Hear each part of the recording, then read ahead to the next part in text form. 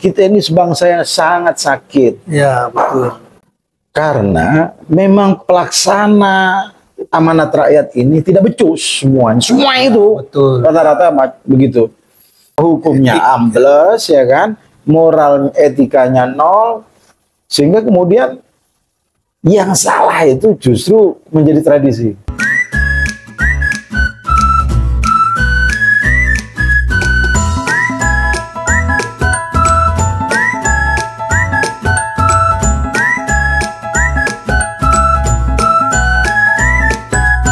Omon-omon.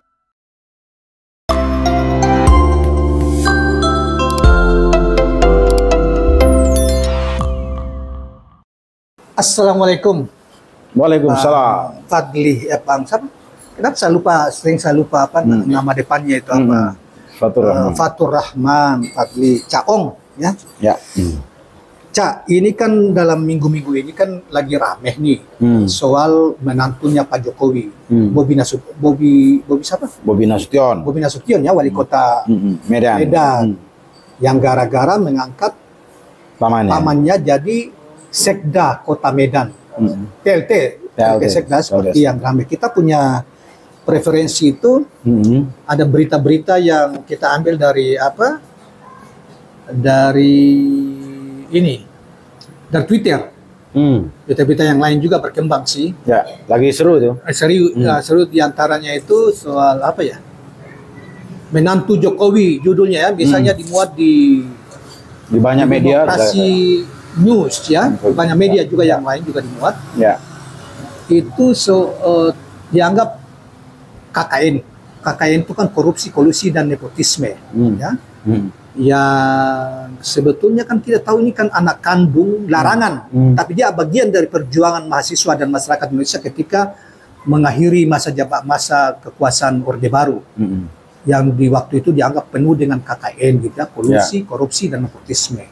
Nepotisme ini yang kita soal pada kesempatan ini, yang karena ini juga bagian dari rentetan Pilpres kemarin sih, karena masuknya Gibran yang melabrak yang MK membatalkan undang-undang pasal tentang masa persyaratan masa usia presiden wakil presiden itu kan ini oleh Mahkamah Konstitusi kan melalui Paman Usman iparnya Jokowi itu. Sekarang ini diduga dilakukan oleh menantunya melalui pengangkatan Sekda ini, yang itu justru disoal banyak orang gitu. Karena itu dianggap melanggar semangat reformasi, kemudian juga melanggar TAP MPR nomor 11 tahun 98, ada juga melanggar Undang-Undang nomor 28 tahun 99 tentang penyelenggaraan pemerintahan yang bersih dari KKN gitu. Nepotisme salah satunya.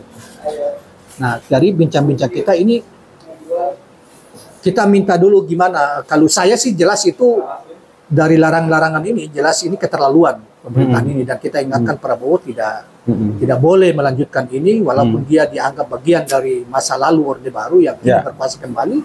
Menurut Cak gimana pandangan Cak soal ini? Iya, sebenarnya mahasiswa itu dahulu ya tidak menginginkan reformasi, tetapi yang diinginkan adalah revolusi. Revolusi ya. Reformasi mereform, membikin kerangka baru. Oh gitu ya, di atas kerangka lama. Karena apa? Kata Ibit Gade, ada luka baru di atas luka lama. Oh iya. Iya kan? Lagu. Coba bayangkan betapa sakitnya, gitu kan? Iya. Jadi kalau membangun luka baru di atas luka lama, iya. itu sakit bener. Kita ini sebangsa yang sangat sakit. Ya betul. Kenapa sakit? Karena memang pelaksana amanat rakyat ini tidak becus semuanya. Semua itu rata-rata begitu.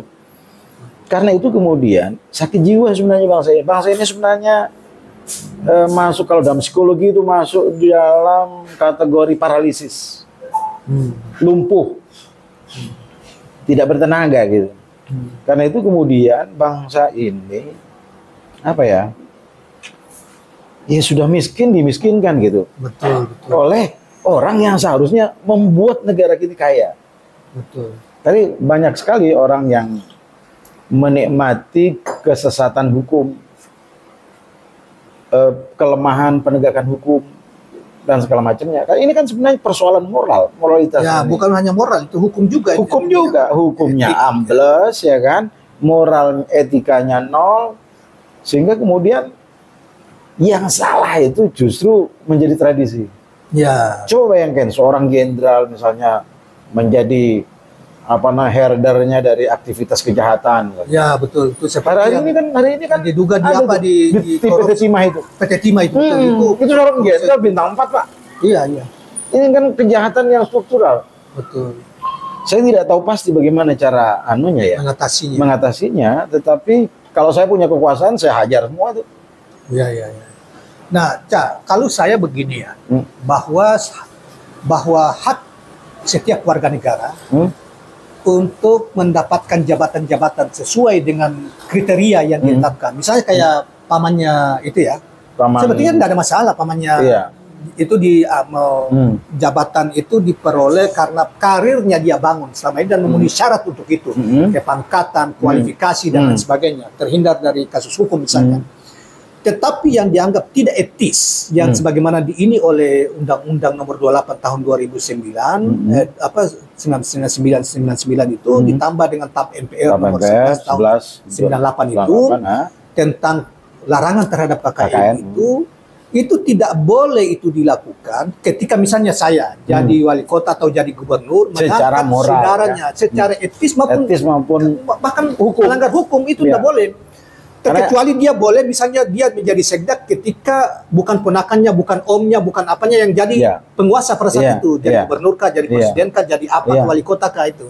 Nah ini yang terjadi oleh karena itu apa yang dilakukan oleh Bobi Nasution itu mengangkat PLT sekda oleh mengangkat pamannya itu sebetulnya itu mencederai TAP MPR, mencederai undang-undang nomor tentang penyelenggaraan negara yang bebas dari KKN, bahkan mencederai memandang enteng gerakan reformasi 98 yang baru 25 tahun itu. Jadi sudah dilakukan Jokowi ini perbincangan tentang orang ini belum selesai, hangat-hangatnya tentang Pilpres karena sempurna lah.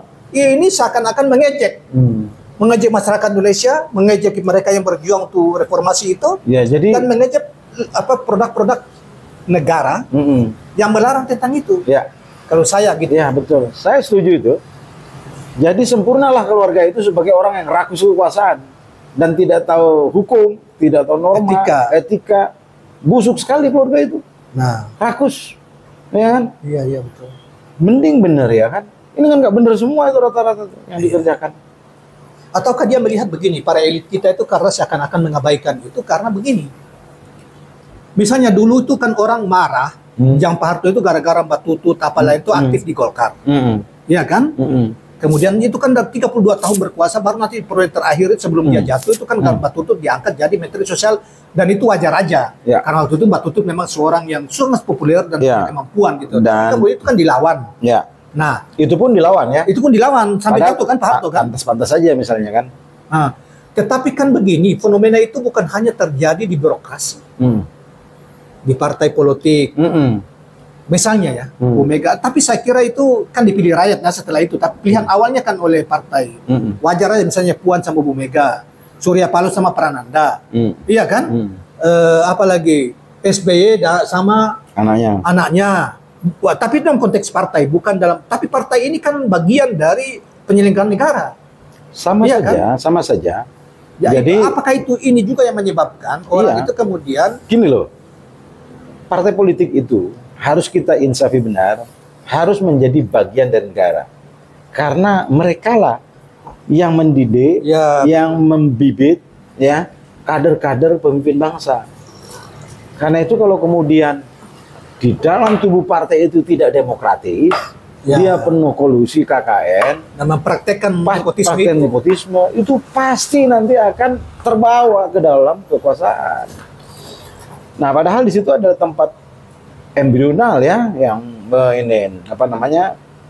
untuk mendidik anak-anak bangsa. Dia kawah candera di muka, belajar bertentangan, belajar konflik, belajar berbeda pendapat, ya kan? Belajar untuk mengendalikan diri pendapatnya tidak harus diiyakan, ya kan? Di partai politik itu begitu. Tidak seperti di tentara misalnya yang otoriter, yang langsung dari A sampai Z berdebat. Tidak ada demokrasi kalau tentara. Kalau di tentara ada demokrasi aja. Tapi tentara di dalam kedinasannya aktif dalam struktur ketentaraan, bukan di luar setelah pensiun, nggak boleh. Tapi tentara adalah lembaga negara yang paling menginsafi benar tentang spirit demokrasi. Dia sudah dibarakan, dia membubarkan diri dari politik. Ya. Nah, kalau kemudian ada tentara yang kemudian kayak SBY misalnya setelah berpolitik, ya silakan aja, itu hak warga negara. Setelah dia tidak berkecimpung menjadi alat negara. SBY juga pertama sekali mempraktekkan ini, mencaplok Partai Demokrat, taruh. Jadi ya, itu sebenarnya apa yang dilakukan Pak BSS? Misalnya ya, SBY misalnya yang lalu setelah Anas jatuh itu dijatuhkan lah ya. SBY juga ketua umum partai, ketua majelis tinggi partai, anaknya jadi sekjen. Ya itu buruknya di situ. Iya. Jadi sebenarnya overall para birokrat ini juga pikir overall sebenarnya partai politik lah, ya kan, birokrasi lah, itu kondisinya kacau balau, rusak. Ya karena mungkin ada contoh-contoh pemimpin di partai begini. Iya, karena nggak ada etika, kan? Dan partai itu diselewengkan ya, dari institusi publik menjadi institusi keluarga. Itu salah total itu. Betul. Itu kan yang harus dirombak. Karena itu bagus ya kalau fenomena hari ini tim Barisan Anies itu bikin partai politik untuk persiapan partai politik, bikin ormas untuk persiapan partai politik. Saya kira itu bagus. Karena yang lain sudah tidak mencerminkan partai yang sejatinya partai. Gitu. Tapi PKS itu masih bagus karena mereka itu satu periode aja ketua umum. Iya. PAN juga maunya bagus. Pak Amin itu maunya. PAN sudah jadi satu periode doang kan. PAN yang melakukan sebetulnya. Harusnya Pak Amin juga akhir-akhir ini juga mesti anaknya itulah karena dia punya pengalaman jelek dikasihin ke orang, dibawa lari anaknya, ide-idenya gitu loh. Jadi kadang-kadang itu dilematis ya. Tapi menurut saya juga tidak benar kalau kemudian partai itu dikelola secara kekeluargaan, secara keluarga. Iya, dia harus open mind. Dia harus proses-proses pelengkap doang. Iya, pelengkap doang. Emang itu perusahaan, PT. Ya enggak lah. Itu kan institusi publik yang harus diberdayakan. Ada tradisi demokrasi yang ini rapat-rapat partai-partai itu semua pada gila semua itu.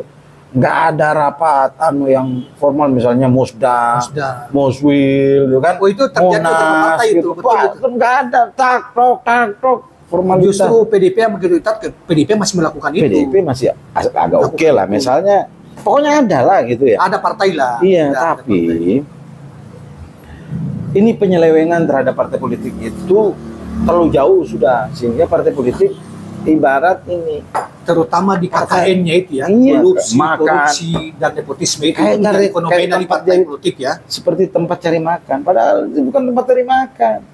Itu mendistribusi pikiran-pikiran, mengelola aspirasi, memperjuangkan aspirasi politik dan lain sebagainya. Harusnya itu jadi kalau dahulu partai politik itu idealnya dia membawa ide-ide perbaikan bangsa. Ya, betul. Bukan membawa ide-ide bagaimana menggarong negara. Kemudian membawa ide-ide bagaimana mensejahterakan rakyat. Itu dia. Bangsa, betul. Gitu. Membuat dignity untuk para pemimpinnya. Seperti yang diamanahkan oleh konstitusi kita. Iya dong. Itu, kan? Karena itu kata Pak Supomo yang bikin penjelasan undang-undang Baper, pasal-pasal dalam undang-undang dasar ini hanyalah pasal-pasal yang mati. Yang menggerakkan adalah spirit jiwa penyelenggara negara. Betul. Jadi kalau penyelenggara negaranya brengsek seperti sekarang ini, brengsek ini overall brengsek. Nah, ini yang kita mau cari, mengapa sampai ke kepala-kepala daerah seperti yang sekarang ini Bobi lah. Di tingkat negara kan sudah terjadi dan Pak Jokowi seakan-akan tidak peduli. Iya kan? Ya budek ya. Nah, iya. Itu kan mungkin tadi kan kita mengatakan mungkin ini karena dipraktekkan oleh para partai politik ini. Contoh-contoh yang di internal partai politik ini kan. Walaupun misalnya PDIP, ada yang mengatakan PDIP itu enggak terlalu, karena PDIP kalau dia mau, dia mencalonkan calon presiden itu sejak dari tahun-tahun yang lalu, bukan periode ini aja. Dipaksakan ya. Atau anaknya, salah satu anaknya, tapi ini kan dilakukan. Dia lakukan tokoh-tokoh yang lain, kader-kader yang lain, misalnya Jokowi, kemudian ada Ganjar baru-baru ini. Jadi kalau anaknya kan DPR doang, bahwa itu ada jabatan yang jadi prioritas bagi dia, itu bisa juga perlu dibahas dan kemudian ada apa namanya kualitas-kualitas yang harus didekatkan ke sana gitu loh. Nah, apa namanya, tetapi yang lain kan kelihatan betul SBY misalnya Demokrat, kemudian ya Nasdem juga tidak, tapi karena ada Prananda juga sana, tapi masih terbuka juga Nasdem gitu ya. Di Golkar lebih terbuka ya, di apa partai lain lebih terbuka. Saya bingung. Nah, atau karena itukah yang kemudian membuat para pemimpin daerah seperti Bobi ini karena ada contoh kepada di atasnya ya. Presiden misalnya yang Gus mertuanya, atau mungkin juga Bobi kebetulan anak menantu presiden, mungkin yang lain juga sudah melakukan kepala-kepala daerah yang lain misalnya. Iya, misalnya di PDIP juga ada kayak Pramono Anung itu maksakan anak-anaknya masih bau kencur jadi bupati, itu kan nggak benar juga. PDIP yang lain tidak ada gitu ya. Iya, sebenarnya banyak sekali tokoh-tokoh karena ada contoh yang dari Jokowi maksa anaknya ke PDIP di Solo itu. Tokoh-tokoh banyak yang menjerumuskan anaknya. Sebenarnya itu tidak boleh dilakukan, karena itu justru akan merugikan anaknya itu sendiri. Nggak matang di pohon, ya. Jadi kalau ada benturan sedikit dia pasti roboh. Dalam situasi negeri dikelola dengan cara-cara seperti apa, penuh dengan nepotisme itu kan, KKN itu. Padahal demokrasi kita ini kan kita memasuki pada era demokrasi di mana demokrasi itu salah satu anak kandung demokrasi itu kan anti KKN. Ya. Ya kan? Ya. Nah, kita berharap dan ini dirusak oleh Jokowi menurut banyak pihak termasuk guru-guru besar KPK beberapa waktu yang lalu mengatakan begitu. Ada harapan baru dari pemerintahan misal Jokowi, Prabowo. Walaupun Prabowo mungkin banyak orang yang pesimis, tetapi kita berharaplah. Kita berharap ke depan Prabowo itu kembalikan pengelolaan negara. Sebenarnya jangan berharap, tetapi kita paksa dia. Harus dipaksa ya. Harus taat kepada putusan MPR itu, taat kepada undang-undang yang itu anti KKN itu, ya. Harus kita paksa. Dipaksa dia punya malu, dipaksa dia punya etika.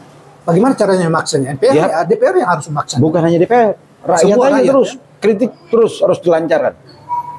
Dan karena itu seluruh kaum intelektual di negeri ini harus berbicara tentang bagaimana membalikkan negara ini dari kotor menjadi bersih, dari KKN berlumuran KKN menjadi bersih dari KKN. Dari orang-orang memilih pejabat-pejabat yang brengsek, kita pilih yang bersih-bersih. Itu kalau kita mau. Dan Prabowo selalu mengatakan demi rakyat, demi apa menyelamatkan bangsa ini. Bagaimana caranya konsekuensi menyelamatkan bangsa? Sama pendukungnya. Iya, jadi kita berharaplah dengan Prabowo atau kita paksa dia untuk bertindak adil. Ya kan, dia, wah aku tidak ingin mau lihat Indonesia bla bla. Apakah itu mulut aja atau bagaimana? Ya kan, kalau mulut aja kan repot. Ya betul. Meskipun dia penguasa, nanti berkuasa 5 tahun atau 10 tahun. Kalau macam-macam sama rakyat tumbangan itu pasti. Ya betul. Iya kan? Betul. Jadi dari sekarang dia harus kita bersihkan. Nah, kan kita berharap kita dorong, kita paksa dia untuk menjadi pemimpin yang adil. Pemimpin yang bisa membersihkan itu KKN ya. Iya.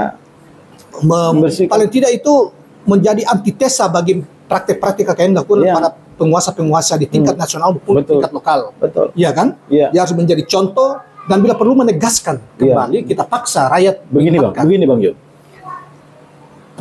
Rakyat itu harus jadi rem dari kekuasaan. Karena ini kan cuma kita harap DPR. Iya, DPR nggak bisa. Mereka bersekongkol, bagian dari penjahat. Karena mereka dapat uang dari begitu-begitu itu, praktek-praktek jahat gitu. Sebagian. Tapi masih banyak juga yang bagus-bagus gitu loh, yang saya kenal. Tapi overall mereka tuh cari makanan. Yang berjuang itu sedikit. Kira-kira nanti begini. Clue akhirnya kira-kira gimana? Begini, kalau negara ini sebuah mobil, ya mobil, apakah itu mobil apa? Kalau Indonesia itu mobil mewah banget. Ini mobil panjang itu kayak apa namanya itu, pokoknya mewah lah. Harganya bertete lah itu. Ribuan, jutaan, triliun. Jutaan, miliaran, triliun mungkin Indonesia ini. Jadi sebagai mobil yang sangat mewah, dia harus dilengkapi dengan rem yang pakem. Siapa itu? Rakyat harus bicara. Siapa itu? Kaum intelektual yang harus mengontrol supir ini. Untuk supir ini, kamu melintasi kamu ugal-ugalan di jalan. Kamu tidak benar. Melanggar rambu-rambu lalu lintas. Karena itu seorang presiden, seorang kepala pemerintahan, seorang kepala negara, seorang menteri, seorang gubernur, kan mereka budak-budak rakyat harusnya. Orang dia makan dari uang rakyat, makan dari kekayaan negara, pajak rakyat negara. Mereka harus sadar, jangan malu. Malu dong. Oke, kalau saya selain itu ya, kalau saya memang berharap dari Prabowo ini karena dari pernyataan dan janji dia berapa kali calon presiden kan, dan kita pendukungnya, kecuali 2019 kemarin. Iya, saya 2 kali memilih dia. Tapi kan nggak jadi, gitu kan. Karena nggak jadi, karena ditipu sana, tipu sini kan. Iya, iya. Dan sekarang kita berharap. Kemarin saya nggak milih dia karena sudah tua. Ya, udah tua dan kita berharap ada takut sakit-sakitan. Kita berharap ada tokoh-tokoh baru yang bisa mengendalikan. Namanya Anies Baswedan. Iya. Tapi kan Anies Baswedan kalah ya kan? Iya, iya. Karena tipu-tipuan ini, ya kan? Jokowi ini kan?